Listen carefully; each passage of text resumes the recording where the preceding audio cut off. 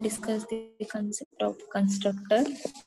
The definition of constructor is the name of constructor must always be same as that of the class. म्हणजे काय असणार आहे, जे क्लासचा नेम असणार आहे तेच आपण ऍज अ कन्स्ट्रक्टर म्हणून काय करणार आहे, डिक्लेअर करणार आहोत. Same as it is class name तेच कन्स्ट्रक्टर नेम असणार आहे. So it has to be define only in the public visibility of a class. कशामध्ये डिक्लेअर करणार आहे, कुठल्या विजिबिलिटी मध्ये आपण, public visibility of a class. It should not have any written type, not even void. Okay. A constructor cannot be static or virtual. Constructor name का असणारे same असणारे class name जो तो पब्लिक विजिबिलिटी मध्येच आपण काय करणार आहोत, त्याला डिफाइन करणार आहोत. There are three types of constructor. First one is a default constructor. Second one is a parameterized.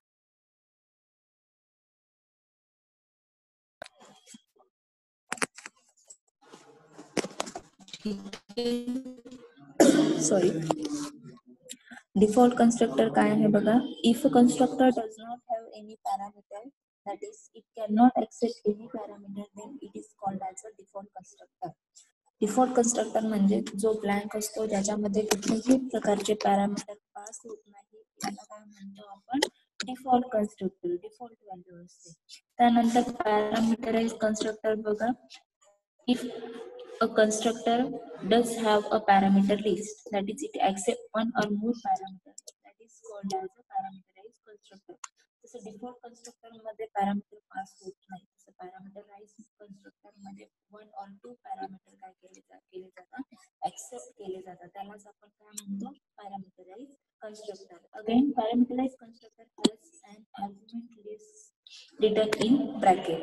त्याचा सिंटॅक्स कसा असणार आहे मग, class name, object name and in bracket मध्ये आर्ग्युमेंट म्हणजेच काय, तुमचे पॅरामीटर. क्लिअर. नेक्स्ट टाइप होता तुमचा copy constructor.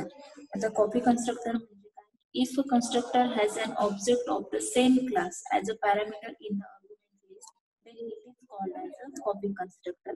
The copy constructor use an object of the same class to initialize another object of a class.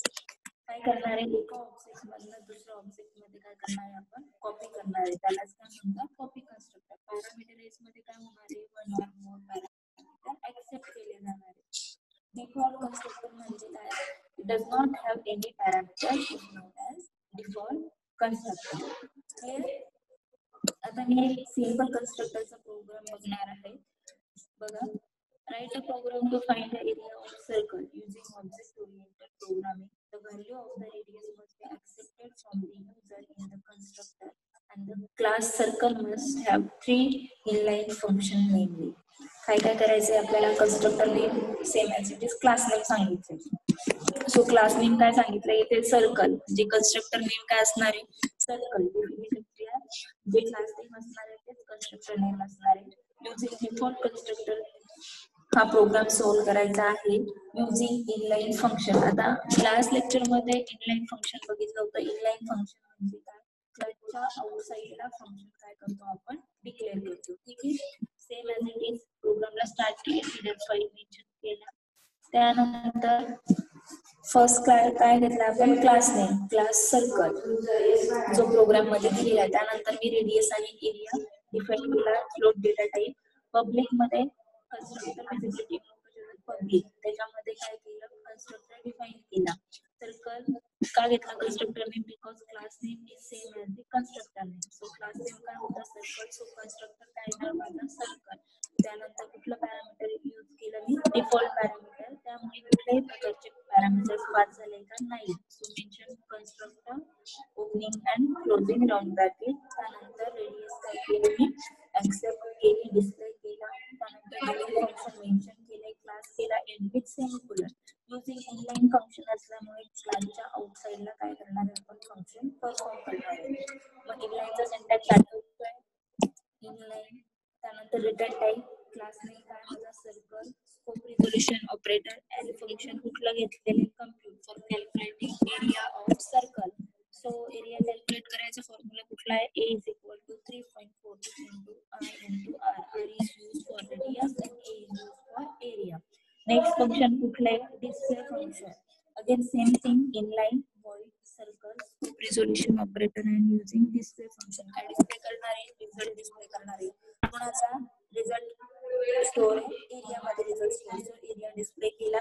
Void main मध्ये clear screen, class name काय होता circle, त्याचा object create केला C आणि त्या object to access केले member function. So कुठलं होतं, C dot compute, C dot display, ch program in.